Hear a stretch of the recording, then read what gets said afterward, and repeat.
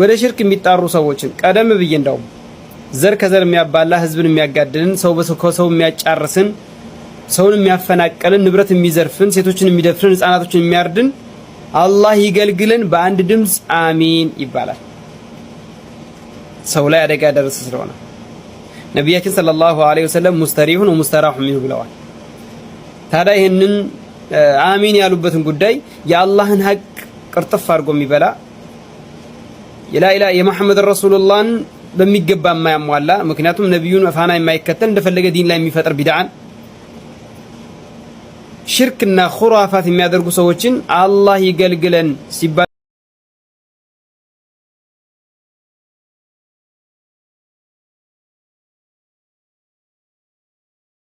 ቢስሚላህ ሰላም አለይኩም ወራህመቱላሂ ወበረካቱ። የሚገርም ወንድም እህቶቼ ለማንኛውም መጀመሪያ አላህ ሱብሓነሁ ወተዓላ መጀመሪያ የሱን ሐቅ ልናውቀው ይገባል። ወማ ኸለቅቱል ጂነ ወልኢንሰ ኢላ ሊያዕቡዱን ጅንንም ሆነ የሰው ልጅ እኔም ብቻና ብቻ እንዲያመልኩኝ እንጂ ለሌላ አልፈጠርኳቸውም ይላል ነብዩ ሰለላሁ ዐለይሂ ወሰለም። ሙዓዝ ኢብኑ ጀበል ምን አሉት? ያ ሙዓዝ አተድሪ ማ ሐቁላሂ ዐለል ዒባዲ ወሐቁል ዒባዲ ዐለላህ አሉት። አንተ ሙዓዝ ሆይ የአላህ ሐቅ ባሪያዎቹ ላይ ያለባቸውና የባሪያዎች ሐቅ ደግሞ አላህ ላይ ያለበትን ታውቃለህ እንዴ ሲሉት አላሁ ወረሱሉሁ አዕለም አለ። አላህና መልእክተኛው ይወቁ። በህይወት እንደነበሩ እንደዛ ይባል ነበር።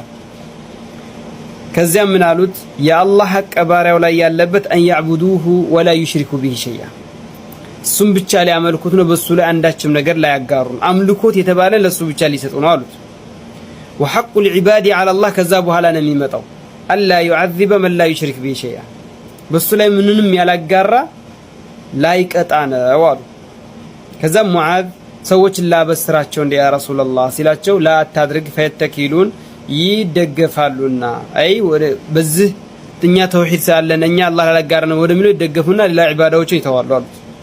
ታዲያ ይሄን ነገር በማስመልከት ወደ ሽርክ የሚጣሩ ሰዎችን ቀደም ብዬ እንዳው ዘር ከዘር የሚያባላ ህዝብን የሚያጋድልን ሰው በሰው የሚያጫርስን ሰውን የሚያፈናቀልን ንብረት የሚዘርፍን ሴቶችን የሚደፍርን ህፃናቶችን የሚያርድን አላህ ይገልግለን በአንድ ድምጽ አሚን ይባላል።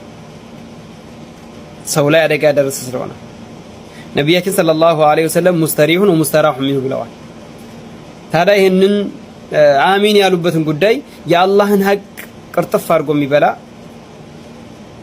የመሐመድ ረሱሉላህን በሚገባ የማያሟላ ምክንያቱም ነብዩን ፋና የማይከተል እንደፈለገ ዲን ላይ የሚፈጥር ቢድዓን ሽርክና ኹራፋት የሚያደርጉ ሰዎችን አላህ ይገልግለን ሲባል ደግሞ እንደ ጀነት በእኛ እጅ ነው አላችሁሳ። ያንተን ንብረት ሰውን እንደ ሰውነት የጎዳን ይገልግለን ብላችሁ አሚን አላችሁ። የአላህን ሐቅ የሚዘርፍን ደግሞ ጀነት በእኛ እጅ ነው አላችሁሳ። ነቢያችን ሙስተራሁ ምን ብሎ ሳለ ጀነት በእኛ እጅ ነው አላችሁሳ። እኛ ጀነት ጀሃነም አላልንም። ግን ሽርክና ክህደትን ቢድዓን የሚያሰራጩ ሰዎች አላህ ይገልግለን ማለቱና አላህ ከነሱ ጥፋትና ከነሱ ክህደት ሰውም ምድርም አዝርዕትም እንስሳም ሰላም ያገኝ ዘንድ አላህ ያንሳቸው ብሎ ማለት ሲገባ እናንተ ጀነት በእኛ እጅ ነው አላችሁሳ። አላህ ገፉሩር ረሂም ነው ይላሉ። ሸዲዱል ኢቃብ እንደሆነ ይዘነጋሉ። ظهر الفساد في البر والبحر بما كسبت ايدي الناس ብሎ አላህ ጥፋት በየብስም ሆነ በምድር ላይ በባህር ላይ ተስፋፋ በምን የሰው ልጆች እጅ ባፈራችሁ። ስለዚህ ሰው እኛን የሚበድለንን ሰው በጣም ለኛ ሐቅ ወይም ደግሞ እንደ ሰውን ሲቀጣ ሰው ሲበድል ሰው ሲጨቁን ያየን ሰው በጣም እንናደድበታለን። የአላህን ሐቅ የሚዘርፍን ስናይ የሰው ልጅ ሐቅ ከአላህ ሐቅ በልጦ ነው? አላህ ሱብሓነሁ ወተዓላ በቁርአን ላይ ምን ይላል? ومن الناس من يتخذ من دون الله أندادا يحبونهم كحب الله والذين آمنوا أشد حبا لله كسوج ብጤ አድርገው የያዙ አሉ አለ። አጋር አድርገው የያዙ ይወዷቸዋል። አላህ ሊወደድ የሚገባን ያክል ይወዷቸዋል። ከአላህ ጋር እኩል ውዴታ ማለት ነው። ነገር ግን ወለዚነ አመኑ አሸድ ሑበን ሊላህ እነዚያ ያመኑ ግን የበለጠ የሚወዱት አላህን ነው አለ።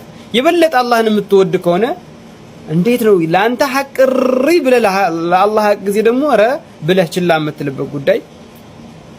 ነገሩ እንዴት ታይቶ ነው? እንደ ጥቅሉ በልብ ትርታና በአቅል የሚጓዝ አይደለም። الدين ነቅሉን ወወዚፈቱል ዐቅል ፈሕሙ ነቅል ነው። ዐቅል ግንዛቤ ወይም የልብ ትርታ ወይም ደግሞ የግንዛቤ ዲን ነቅል ነው። በተሰልሱል ከቁርአን ከሐዲስ የመጣልን ነው።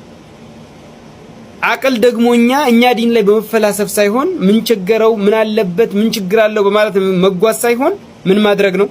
ያንን የመጣልንን በሚገባ እንድንረዳ ነው ዐቅል የተሰጠን እንጂ እንድንፈላሰፍ አይደለም። ለዛም ነው ኢብኑ ቀይም አልጀውዚያ ምንድነው ያሉት?